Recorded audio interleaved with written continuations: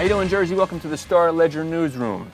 Check it out. This happens every election, right? You go into the voting booth and you see the names of the big major candidates there that you recognize. And then underneath, there's always these names that you've never heard of before.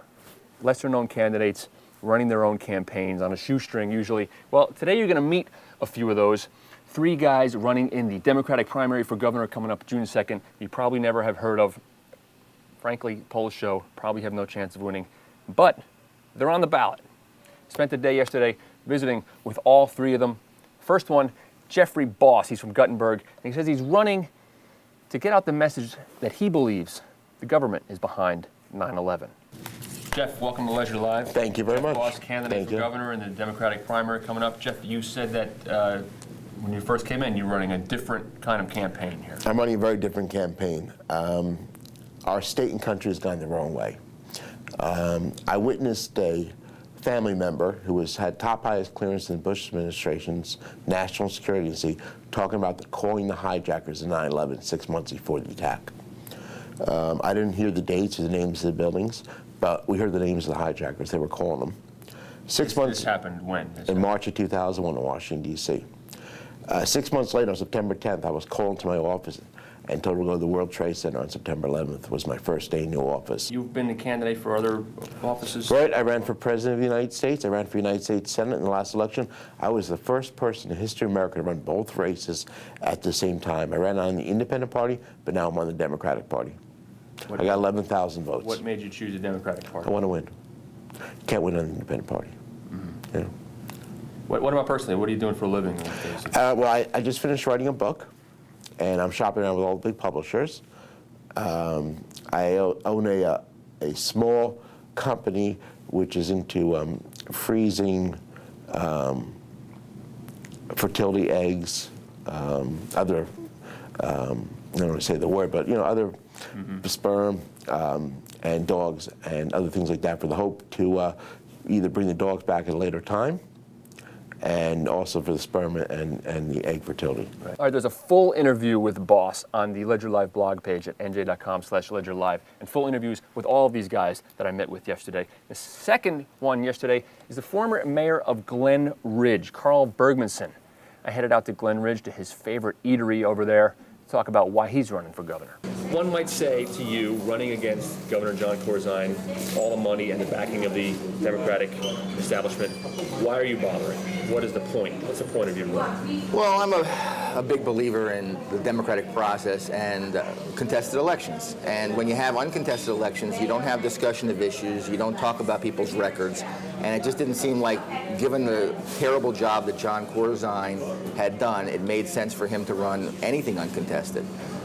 And it was clear that the Democratic machinery wasn't going to run anyone against him. It was clear that other prominent Democrats weren't going to run against him, so I said, well, I'll run against him. And at least we'll have a chance to talk about his failure as a governor, his failure to keep his campaign promises, and the reason why he, more than any other individual, was responsible for this condition the state is in currently. Why is he more than any other individual? I mean, isn't he really just dealing with the mess that was handed to him from Whitman and McGreevey? All of those things are true. Governor Whitman has her flaws, Governor McGreevey has his flaws, but it's not like this was in a vacuum. When he ran 4 years ago, he knew about all these problems. He didn't know the economy was going to go into a tank. Well, we were in this bad condition regardless of where the economy is. I mean, yes, things are worse because of the economy, and we're seeing now they just announced they're another $1.5 to $2 billion short now. But we were in this tank long before the economy went in, and he is directly responsible because he talked about a lot of what we needed to do to get ourselves out of the situation. The problem is he talked about it, he hasn't done any of it. He made promises about a constitutional convention, he completely backed off them. He made promises about fixing the property tax problem, he's only made it worse. He made promises about getting these machines in the various cities under control. They're more out of control than ever. So if he had done what he said he was going to do 4 years ago, we would not be in the shape we are now. All right, after talking with Carl yesterday, we headed out Route 78 to talk with Roger Bacon, a guy who basically described himself as someone who was sitting on his couch and decided he couldn't take it anymore. So he decided to run himself. What compels you to do this? I mean, Corzine has all the money. He's got all the endorsements, the machine. An average Joe, I guess you might call yourself. What Sure. compels a guy like you to decide to I'm gonna run for governor? Sure. I'm a mechanic by trade, and I've been a troubleshooter, all my life, problem solving, all that kind of thing. And according to the polls, the governor is not popular. If the election was held today, he'd lose to a Republican. And I really didn't see any leadership coming from the Republican Party. So I thought, well, maybe we need a stronger Democratic candidate, to take on the Republicans in November. That was really my thinking behind it. I mean, are you running to get a message out there, or do you really think you can win? It's up to the voters. I'm the only candidate talking about. People will look at this and say, this guy's crazy. He can't win. Well, I mean, it still comes down to the voters. They have to walk in the booth. They have to make a choice. I'm a veteran who's dedicated to accountability in Trenton. I don't see accountability, and I think that's what New Jersey needs. Did you vote for? You're a Democrat. Did you vote for Corzine 4 years ago? I probably voted for an alternative because I really don't see the benefit of the professional politicians. Don't really. They all talk the same talk, the same game, and it's promises, but they just can't deliver because they're too busy, doing favors for their buddies. So it wasn't like you were a Corzine supporter who then he fell out of favor with you. You never liked the guy. I can't say I didn't like the governor. I can't say that. I think he's been a disappointment to me and a lot of people.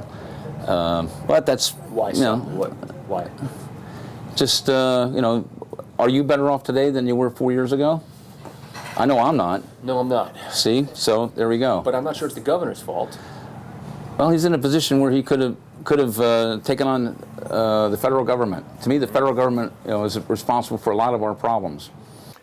There you have it. Now, don't let them tell you that Jon Corzine is running unchallenged in the Democratic primary. If you want to see more, there are videos, again, extended interviews with all three of those guys on the Ledger Live blog at NJ.com/Ledger Live. Wraps up the show for today. Take it easy, Jersey.